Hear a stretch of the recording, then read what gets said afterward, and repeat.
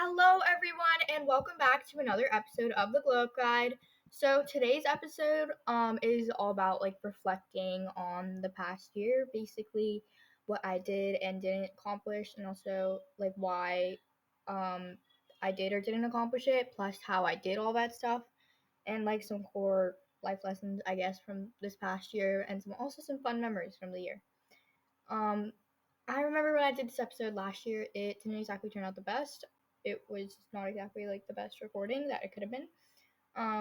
But it was really fun, and I think that's what matters. It was also just so fun to think about and also to record, and I'm hoping this one is going to be just as fun. But in the title, sometimes the only way to move forward is to look backwards, but not for too long. I mean, you don't want to get stuck in the past because people stuck in the past just can't move on with their life. And what I mean by that in more specific terms is sometimes the only way to achieve new things or set new goals and make sure you achieve them, you have to think about what did work and why it did, or what didn't work and why that happened. Then you can move forward with trying new things or attempting to achieve the stuff that didn't happen the past year and the upcoming year. So that's kind of the whole point in this episode. It gives me an opportunity to reflect on the past year, but also gives you a place to start with your own reflection. So bust out your journals if you want and think about 2024 with me. So podcast updates, literally nothing happened. This thing, it's just yeah. Anyway, but life updates also not much because winter break. So that's fun. But we went and saw Christmas lights. On what was it? I think Tuesday. Yeah, it was Tuesday. That's my bad. But we went and saw Christmas lights on this past Tuesday, and they were the ones at Bull Run. It's 40 minutes away from where I live, but it was so worth it. They were beautiful. Took lots of photos. I had a really bad headache before that, and that kind of ruined the whole thing. We were an hour late because I was just dying. But we still made it, and my headache went away a while into it. There was also a carnival at the end, but I couldn't do any of the rides because I was scared that it would make my headache get really bad again, and I didn't want to throw up or anything. So yeah, and then earlier today I went to Cookie Tea. It's this boba place. I went there with some of my friends, and we just did nothing there. We just had boba. I also got a scone. That was really good. We just did nothing there for an hour and 45 minutes almost, and then we went outside and we started walking around. We walked into Walgreens and we just walked around and did nothing. We just walked around, and then my friend found this squishy ball thing, and she started trying to play volleyball with it and hit it into a shelf. So we left before we got kicked out. um, yeah, a whole bunch of random stuff, and then I walked back home at 5. So that was really fun. These are friends that I don't get to see very often outside of school. I think I've been with them 2 times total outside of school, and I've known one of them for all of middle school and one of them for a year and a half now, I guess, because I met her back in September, so a little over a year actually. Not September of this year, but the past year. Last year. Okay, yeesh. Screwing up everything now. Okay, so, but as always, before moving on, let's do one thing we're grateful for and one thing we're happy about, plus our book of the week. So, one thing I'm grateful for is that the new year is coming, because New Year's, it's hot. It's a fun time, and also the content that I have to record is really fun. I love doing all these New Year's episodes. Next week's episode is an episode about how you can actually achieve your goals, and I'm going to talk about one of these books that has changed my perspective probably forever on how people set New Year's resolutions, and also how you can actually achieve them based off of everything I learned from that book. And then the week after that, I don't know which episode I'm going to do. I think I'm going to do my episode on random things I've learned throughout 2024, not the core life lessons I'm talking about in this episode, but just the most random things, trivial things, about working out, friendships, some of the other stuff, food. There was one about food in there. School, I guess, too. Beauty, makeup, I guess. I don't really know. Just random stuff. Yeah, but it might come in useful someday, so I want to do that. Thought of that episode that it was a fun idea and it sounded fun. So yeah, I have a list going. I have a running list of things that I've learned, random things that I've learned this past year. Anyways, so I'm grateful that the new year is coming, and then one thing I'm happy about is the fact that it was 67 today. 67 degrees Fahrenheit, December 29th. It's not normal. It was also sunny outside. I was literally sweating on my walk there to the boba place earlier because I live like not even 10 minutes walk away from there. So yeah, um, so that's fun. But I don't think 67 degrees and sun is exactly normal in the winter. And I was like, oh gosh, it's hot. Like I didn't even need a sweatshirt. Okay, it's not normal. It's December 29th and it felt like September. So yeah, slim chance that we're gonna get snow this year, like snow that'll actually stick. We've had snow that didn't stick like 2 times, 3 times. So yeah. Anyways, our book of the week is not exactly a book, but like a whole series that I've been binge reading. It's to the it's the To All the Boys I Have Loved Before series by Jenny Han. I think that's how you say her name. So there's 3 books in it. There's To All the Boys I Have Loved Before, P.S. I Still Love You, and Always and Forever, Lara Jean. There's 3 books, and it's a really good series. I read the whole series in the past 3 days, 4 days actually. So yeah, I just finished the 3rd book before recording this. So it's about Lara Jean in her senior year, I guess. The first book. It's about. Let me think. Okay, so first book, Lara Jean. She writes love letters, more like goodbye letters to her crushes. She puts her feelings on paper to release the hold that they have on her, but somehow these letters get out to all these boys. She has to face the consequences. One of the boys who received a letter is Josh, her older sister's very recently ex-boyfriend, whom Lara Jean's actually liked before Margot ever did. Not wanting to betray her sister, she fakes a relationship with a boy, Peter, who has also received a letter to keep Josh from any thoughts of a relationship with her. Classic high school almost love triangle. Um, so really good book, and also I think I don't know whether it's either the first book or the whole series, but it's been made into a Netflix film. So if you have Netflix, I definitely think you should watch it. I haven't watched it yet. I feel like I'm gonna have to watch it when I'm home alone, and I have 9 minutes left of the last episode of My Life with the Walter Boys, and I've been left home alone, but with my brother, so I can't watch it. But like, yeah, so I'm hoping I'm not gonna get left home alone for like another week, so I have to finish that first, and then I'm gonna start watching this. So yeah, I'll tell you what I think about that later. Okay. Okay, so the second book, P.S. I Still Love You. So this takes off right where the last one left off, and there's that hot tub rumor of Lara Jean and Peter, and that became viral in their school.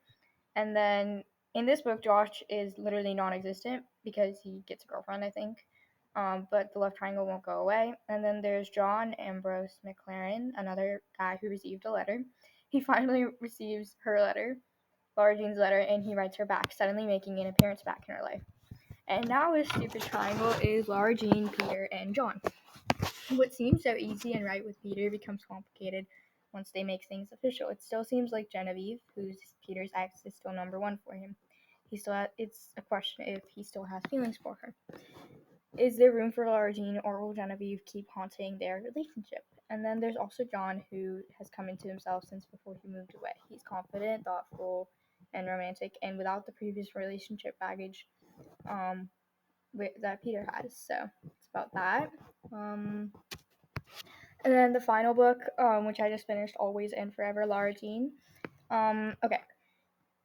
So there's no love triangle in this book unless you count Lara Jean's potential college prospects, and also Genevieve isn't mentioned in this book, like, at all. So Lara Jean's finishing up high school and preparing for college, and like everything's right with Peter and Lara Jean in this book. And then like they didn't really mention John again. Not much, like a little. Okay.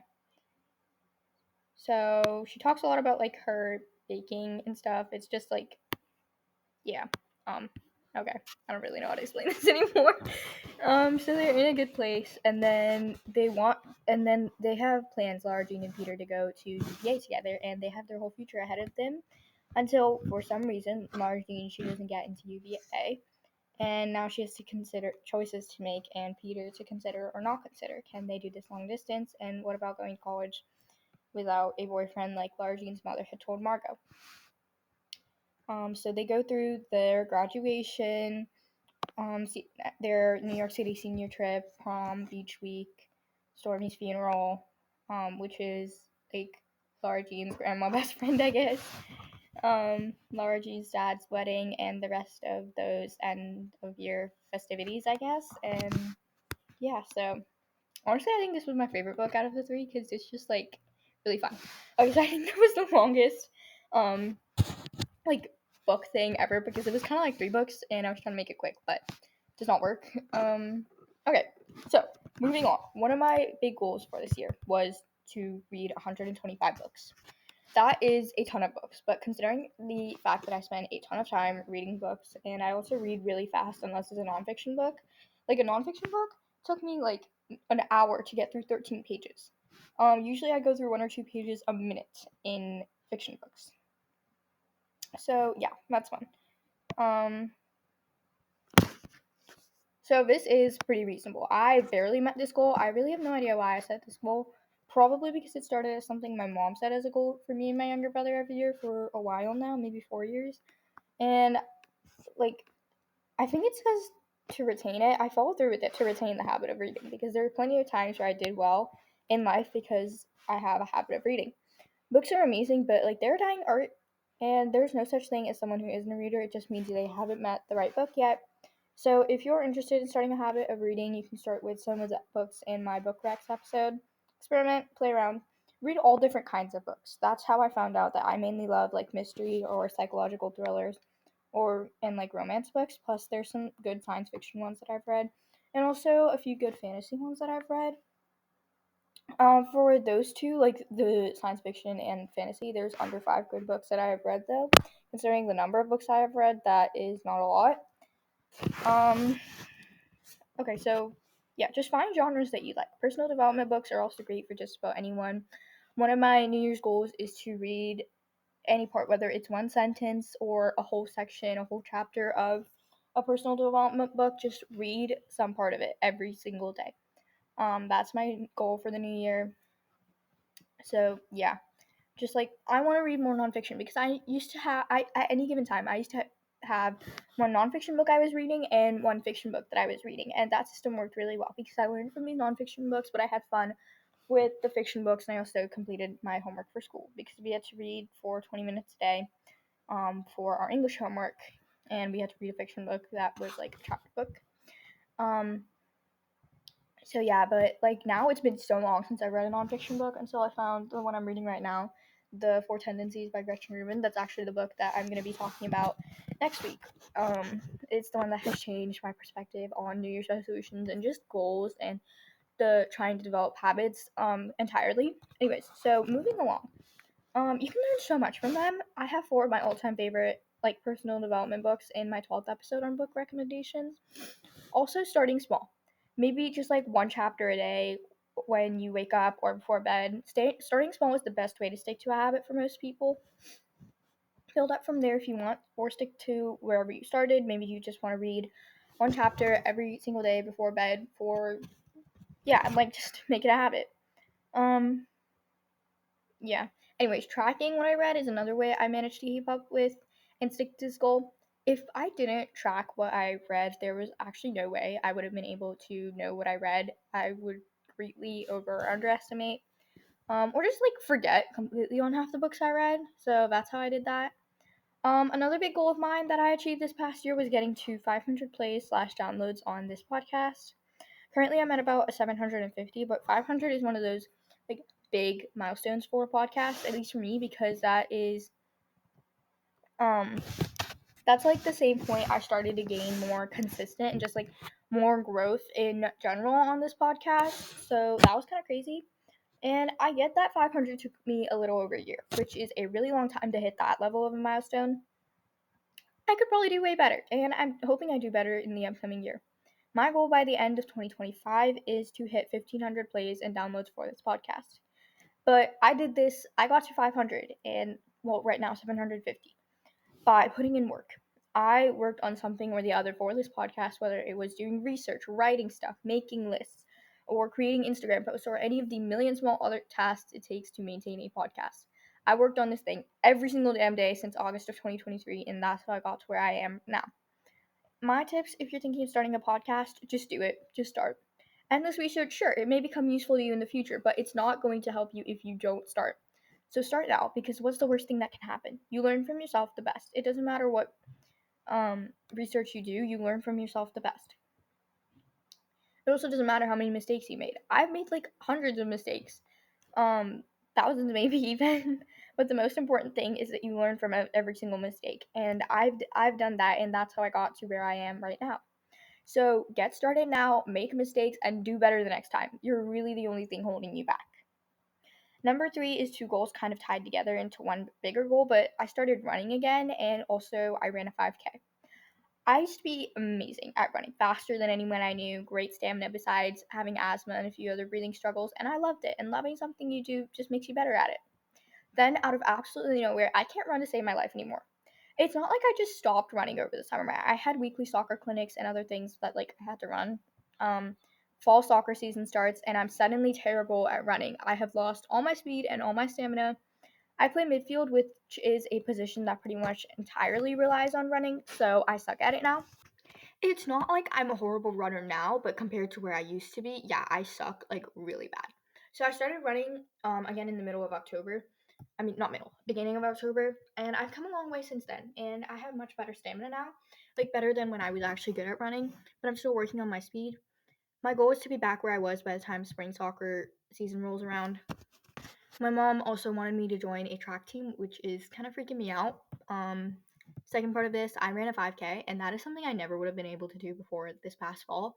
I couldn't have even run a half mile without stopping, without like at that speed, like a 5K pace, without dying 2 seconds in and then stopping. I ran a 5K, and my time wasn't bad considering it was my first ever 5K. I ran it in 33 minutes, but I know I wasn't really trying that hard, and I probably could have done it in 28 to 30 minutes if I actually tried. But that's something that's like really big for me that I achieved, and my new goal for 2025 is to run a 10K, which is honestly doable considering the one I want to do is happening in May. If you want to start running, buy a good pair of running shoes. I did not realize how important proper shoes were for running, so please, I am flipping begging you to not repeat my mistake. Buy quality running shoes. And yes, they are expensive, some going upwards of $300, but you don't have to buy those ones. The Nike Revolution 7s I have were $50. Nike is a good brand and has coupon codes and stuff going on all the time, so use that to your advantage. But that's all you really need to start. Find a trail near you and run there. Start small to get yourself used to running, maybe like 2 or 3 times per week, and then build up from there. I run 5 times a week and it works well for me. There's this app called Nike Run Club, and that's what I use to track my runs. They also have training plans too. There's two for those just getting started with the app and like running in general: a 5K training plan. Well, I'm losing my voice. A 10K training plan, half marathon training plan, and a marathon training plan. And it's completely free. Not even a paid version of this app. Nothing you have to pay for. So it's a good place to start. Next one. I don't know what number this is, but I started strength training. What? Strength training. So in a handful of my episodes, whether it's technically related to the topic or not, I've mentioned how I used to be extremely underweight, but I fixed that by working on building muscle mass and gaining weight that way. I um I was working out one day, maybe in September or something pretty close to that, and I saw a strength training video workout. I owned no exercise equipment then, and I only did bodyweight exercises to build muscle. So I taped 2 bean cans together and did that with 4 bean cans to make a set of 2 pound dumbbells, makeshift dumbbells. I honestly never even thought about trying strength training. Um, but like I struggled really bad in the warm up section. I was like, I'm dying, and like I think I was on the verge of crying. And she goes, "Okay, nice little warm up." I'm like, I'm about to punch the TV or throw like the bean cans at the TV. Um, so yeah, but it was fun regardless of all my struggling. Now I'm really glad I started strength training because if I stuck with bodyweight workouts, I would have lost so much muscle mass and like at least 20 pounds since I started running again in early October, and I'd have no way of gaining it back or maintaining that muscle mass. So I'm really happy and proud of myself for doing that. Strength training is beneficial because it will make you stronger, make daily activities easier, and it's fun to do even if it's crazy hard sometimes. Like push yourself with it. It's fun. Plus, whenever you do a strength training workout, you feel strong. Like you have this strong feeling for the rest of the day, and you feel like you can do literally whatever, and it's like a really good feeling. A common myth is that strength training will make you bulky. It will not. If anything, it will make you look even slimmer.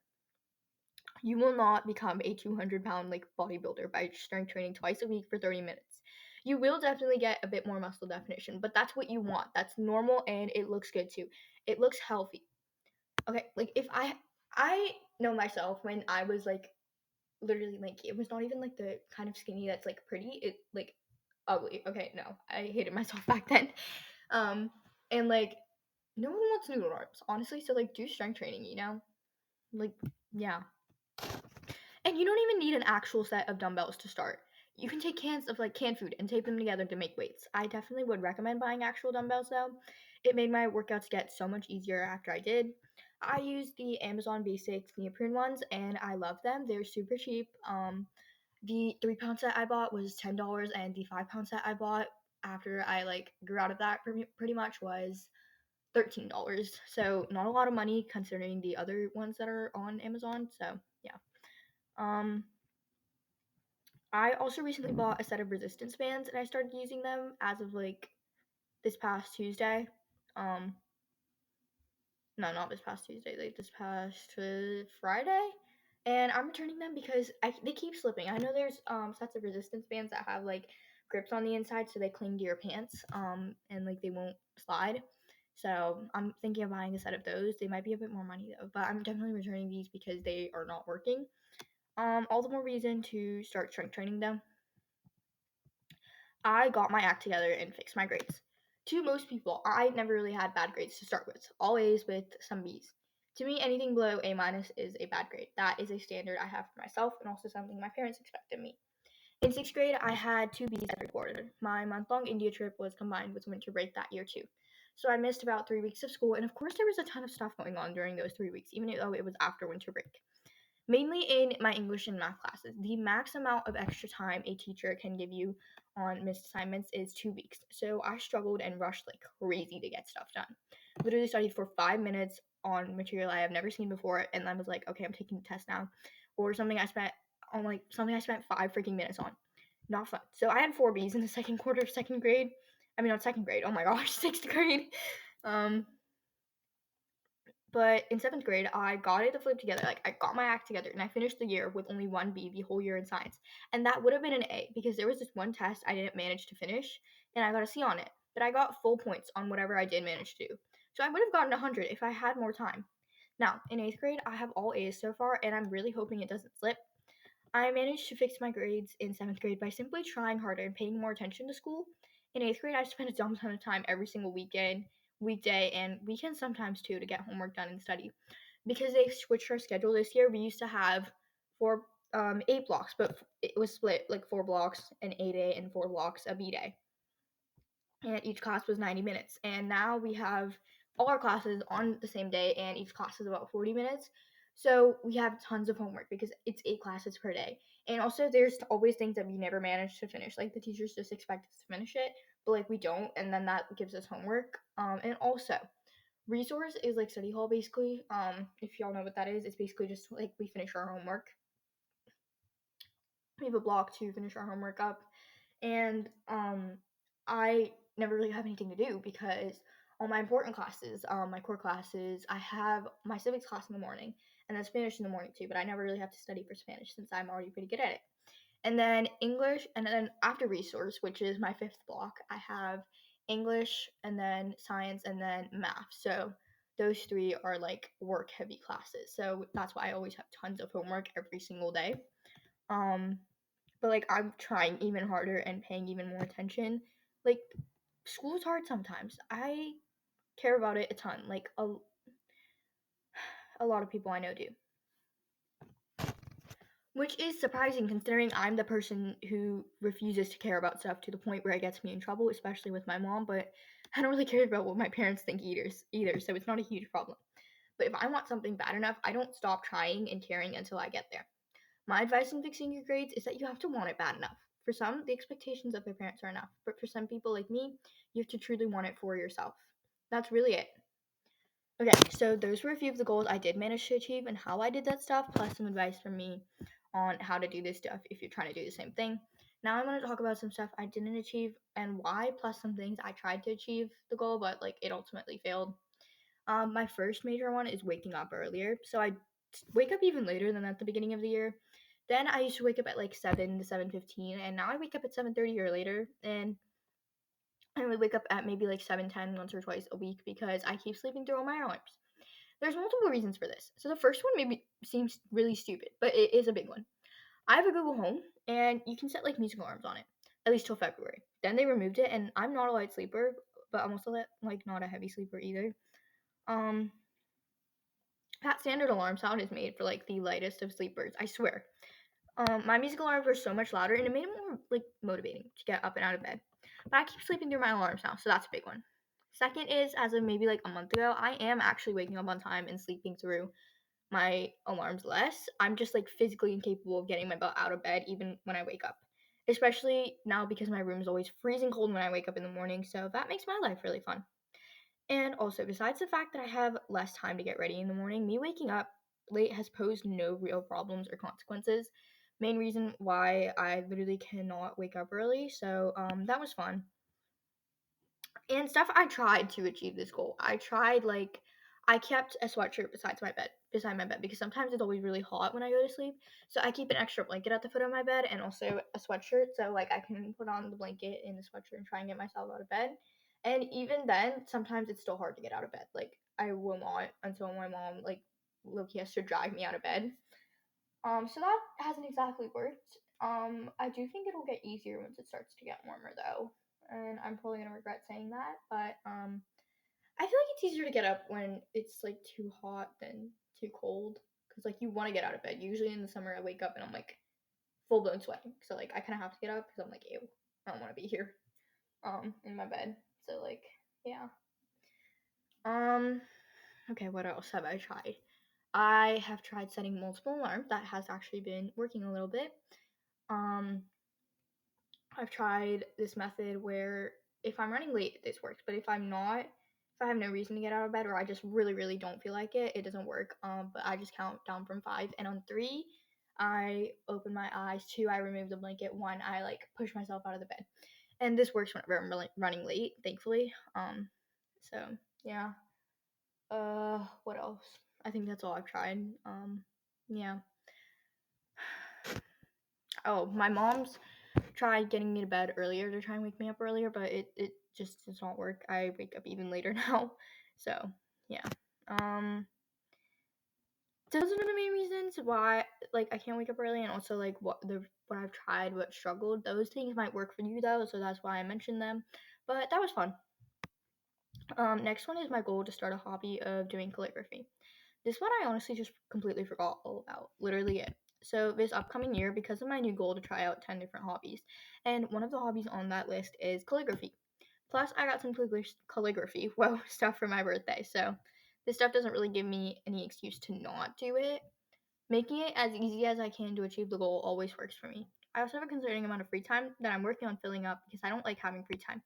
I'm the kind of person that thrives when I'm constantly running around from place to place. And even though that sounds like pure hell to most people, it's what works for me. So, like, I don't like to have free time. I don't like to be bored because then my brain just like dies and I just drop something on my desk. That's my bad. I start like being unproductive and being lazy and finding useless things to do or just like being a lump on my beanbag. So, I thrive when I'm busy. Um, so having a lot of free time means I kind of have to work on this hobby.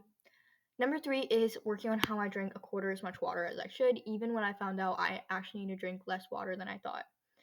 It's recommended that you drink whatever half your body weight in ounces of water is per day. I weigh 92 pounds, but so I should be drinking just 41 ounces of water per day, which should not be that hard of a number to get to, but I literally can't drink more water no matter what. Even when I'm thirsty, half the time it's an inconvenience to go get water. Right now, I drink maybe 15 to 20 ounces per day, which isn't exactly good. I get dehydration headaches all the time, and those are the only days when I actually drink enough water. The reason I think I kept failing is that I barely cared about it. And when I tell myself that I don't care about something, that's done and like set in stone. Unless my perspective really shifts on it, like how I turn my grades around from like B's every quarter in 6th grade to just 1B the whole year in 7th grade, and always so far. And I'm almost halfway done with 8th grade. I'm the type of person that refuses to care about literally anything, like I said, but if I do care about achieving something, I will make it happen without a doubt. But that's if I do really care. Like that's the only scenario. Like if I care a little bit about something, that usually takes a backseat to whatever I care the most about. Like if I care about my friendships more, like my goal to start hobbies is something that I care a lot about. I just haven't found that much free time because of school lately, so I'm thinking of dealing with that over the break, the rest of my break, starting those hobbies. Because New Year is 2 days from now. Well, I mean, for people listening to this, it's the day after. So, like, it's a day before New Year's Eve. So, New Year's is on Wednesday. So, I can get started on that. Um, so, my lack of caring is probably why I failed at this one. I never set many goals to begin with. I usually achieve half of them and either stop caring or completely space on the other half of those goals. So those are the goals I did and didn't achieve, and also why, plus my advice and what I did for the goals I did manage to achieve. Now I'm gonna talk about some like life lessons I've learned from these goals and just life in general. First one being stuff doesn't matter as much as you think. So if you guys know me like at all and have been paying even a sliver of attention to what I've been saying this whole episode, I have mentioned at least 2 or 3 times that I'm the type of person that refuses to care about literally anything. It's problematic sometimes, mainly with my mom. But oh well. In 2023, I heard the phrase, and it goes, "Don't worry about anything that won't matter in 5 years," or something close to that. That fueled my I don't care personality even more. So now I care even less about, no, I care about even less stuff than I used to, like in quantity. But if you said something wrong to that one person or got an F on that one test, or maybe you flunked the whole class and this type of stuff, 99.9% of the time, it will not matter in 5 years. So it's not worth your time and energy.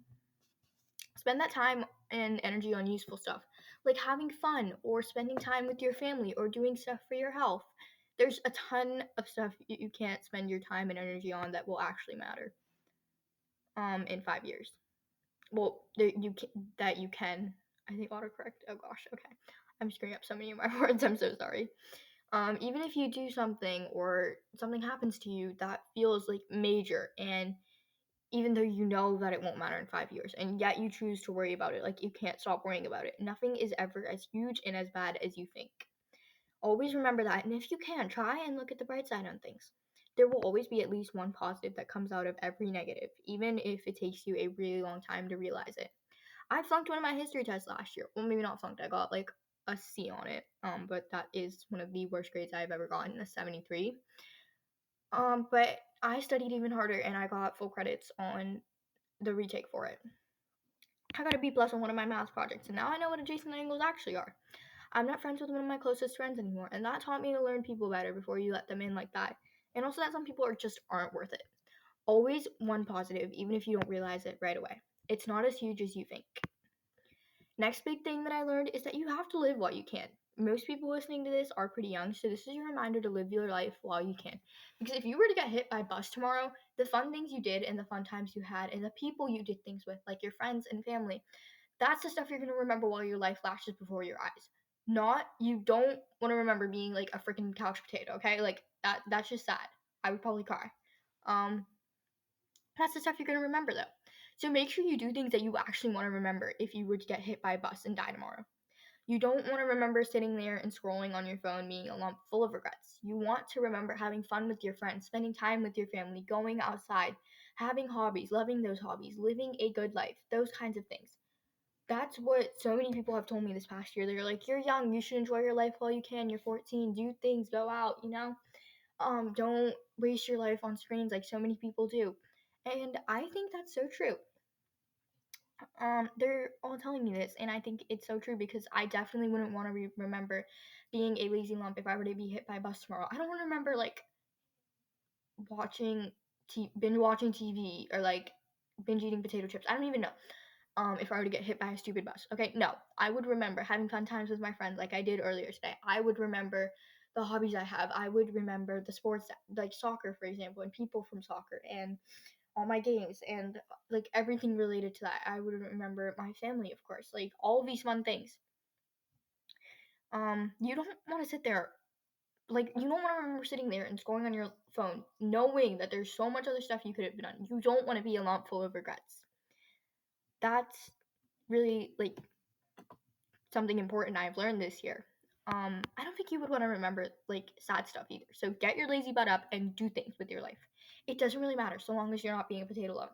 Get up, go out, actually do stuff that you want to remember while your life flashes before your eyes. Life lesson number 3 is that confident people are the prettiest people.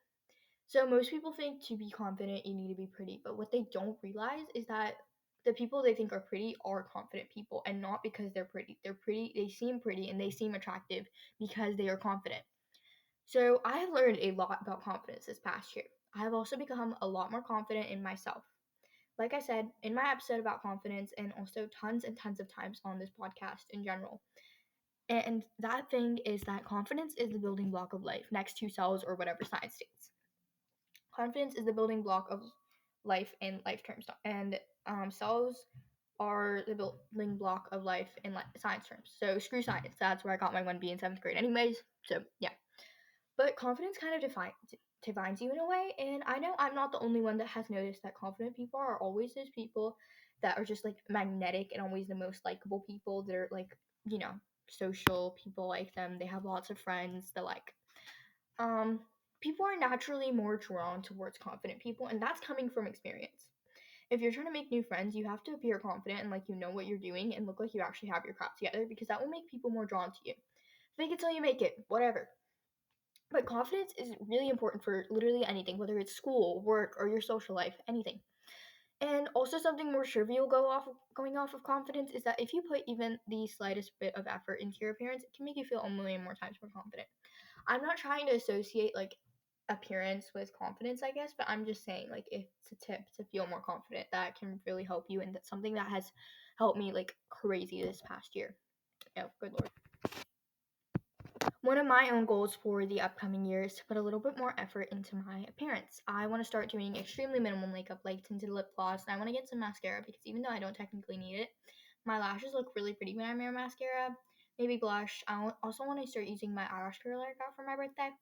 Simple and small things like that. They all probably take maybe 10 extra minutes in the mornings or before I go somewhere, but sometimes it's the smallest things that can make you feel a million times more confident. So that was pretty much all I had to say on life lessons from the past year. Not a whole lot. Most of the things I actually learned the past year are a whole bunch of stupid and random things. And that's next week's episode. It's all about the most like random things I've learned in 2024. Things about working out, to friendships, to confidence, to food, a whole bunch of other dumb things that might actually come in useful for you like it did for me. Another fun version of a reflection episode. Oh wait, did I say next week's episode? I meant after next week, so I don't really know what I said, but not important. Moving along from that, next and final section of this episode is some fun memories of mine from the past year, or just like memories that are important to me. One of my favorites being my Great Wolf Lodge trip. So I just went to the Great Wolf Lodge in Maryland back in July for 2 nights and 3 days with my family, and we've been to different locations 2 other times, the one in Pennsylvania and also the one in Williamsburg. It's basically like an indoor water park with some other fun things like bowling. There's a ropes course. There's mini golf. There's an arcade that was fun. Yeah, a whole bunch of things. But I honestly think the highlight of this trip for me was eating donuts for breakfast and my parents not caring at all, because they don't really care, and I also don't really care about exactly what I eat on vacation as long as I eat something. Kind of stupid, but something fun for me. There's 26 or so different locations in the U.S. and also one in Canada.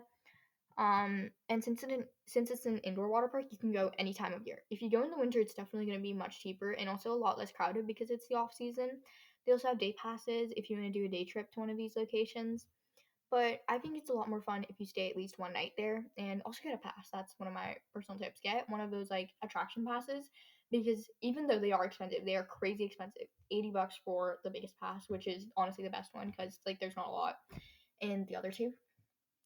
It The value of it is crazy, because if you were to do all those attractions individually, it would cost you hundreds of dollars now. So I definitely recommend doing that if you end up going. Um, so yeah, it was really fun. I can't swim to save my life, but I can at least keep myself from drowning. Plus, I love water slides, all of them. The only one I didn't ride on that trip was this one thing where you were like shot down vertically. My motion sickness would have like been the worst, and I would have had a really bad headache for a long time afterwards. So that's why I didn't do that one. And also, it kind of just like scared me. I would literally be like, my stomach would be sinking before I even got on the ride. But this is one of my favorite memories from the past year. This one is pretty insignificant, but my best friend, she moved to Pakistan about 3 years ago, 5 days before I moved actually. And her older brother was back in the States in February, so my best friend asked me if I would be able to go back to Alexandria, where I used to live, to pick up a gift that she wanted to send me. I was like, okay, sure. So me and my dad, we drove back to Alexandria on in February. I don't remember when. I think it was the beginning. I picked up the gift, and then me and my dad just drove around the whole neighborhood, and we kept pointing out places to each other. There were all the apartment buildings, the parks, the golf course, all the pretty trees, the cluster of stores, and we went to the old grocery store for fun, and we bought mangoes and pancake mix, most random things ever. I went to Starbucks and I bought a cake pop. One of those cake pops was $2.50 back in February, and considering I can eat that whole thing in a bite or two, it's crazy expensive. I don't know how much they are now because of all the inflation. I never go to Starbucks anymore. I've been 3 times since I moved, 2 of which were when I went back to Alexandria for something random. But now I have a $25 Starbucks gift card I got from my friend for my birthday, so now I kind of have to go at some point. Not complaining though. We also went to my old elementary school, and I stood on top of one of the benches that I used to wait on every single day for 5 years. And my dad took a photo of me. It's something really small, but it's such an important memory for me. I loved the 2 times I went back to Alexandria, and that because that was the place I lived the longest in my entire life, about 6 years, and where most of all my important memories were. Memory number 3 was the day I saw I hit 500 plays on this podcast. That was September 30th. I think so, because that's when the Instagram post was uploaded. So it could have been like the day before. I'm pretty sure it was the 30th though, because I was like, oh my gosh, I hit 500 plays. I have to post this on Instagram. So yeah. Anyways, so considering it took me over a year to hit that, not doing that great, but it's still something, and a penny is always better than no penny. Something is always better than nothing. I was so freaking happy when I got to that because it stayed at 499 for about 3 or 4 whole days. So that was just like bothering me. But I did it. And it was like proof, that this podcast was something, even though it's a small something. I'm hoping to get a lot more plays this upcoming year, though. And however long I choose to do this for, probably a long time since I started podcasting so young. Something small and something important to me. Number 4 is my 14th birthday and also the party. I had the party at a pottery painting place, and even though 4 people said they couldn't come, it was still really fun. Everything went really well and it ran smoothly too. I hate being late more than anything in the world, and I live with 3 people who could not care less about being 2 hours late to something. So that does not work very well for me. I do not know where I got this from. I don't know where I got like my good time management and like time organization skills, and also my like severe hate for being late from, because my parents could not care less about being late, neither could my brother. Um so yeah, it doesn't work well for me like always. But since it was my birthday and they didn't want me to be stressed out, they tried concerningly hard to not be late, and we were only 5 minutes late, but it all went great. Unless you count me getting glaze in my hair, because then it all went great, I guess. And then after the party, we went home and did a whole bunch of nothing. I cleaned up my room because it was one of the worst messes in there since I moved, and I tried to make myself look presentable again because I looked like a tomato with black burnt spaghetti on top. Some of my friends say my hair looks like burnt spaghetti. I was like, oh, cool. Yeah, not very fun. But then we went bowling and it was really fun. And we came home at 10, and then I had to do more cleaning and shower and a bunch of other really tiny things. But I went to bed at close to 11:30. Woke up crazy tired the next day, but it was all worth it. Another pretty minor thing is my weekly calls with my best friend. I've known her for almost 8 or 9 years. It's either one of those because we kind of lost count. But she moved to Pakistan 3 years ago, like I said, just 5 days before I moved. And the only time I ever saw her was on video calls, which were maybe 8 or so times a year. And that's hardly anything, considering this is my closest friend ever. But since mid October, we made a plan to call each other every Sunday so far, and it's been working very well. Um, we always have fun in our calls or die laughing at the dumbest things. I love her to death, so this is something trivial but also really important to me. There are tons and tons more things I can name that were fun and memorable this past year. This past year, but I'm trying to focus on the small things and how these are sometimes the most meaningful things. Those are a few of them, though. Okay, so that was it for this episode. Next week's episode is going to be a fun one. It's going to be about how to actually achieve your goals this upcoming year. So look forward to that. It's going to be a really fun episode, and I'm going to be talking about a book that I've been reading lately that I am loving. It is such a good book, and it has changed my perspective on goals and habit setting probably forever. Yeah, anyways, to end our episode today, I have a quote for you guys from an unknown author, and it goes, "Take a moment to reflect and look back, but only for an instant, because new possibilities are just over the horizon. Bye, guys. Rate, review, follow, and share this podcast. Please, please, please go follow me on Instagram, drink some water, and I love you all.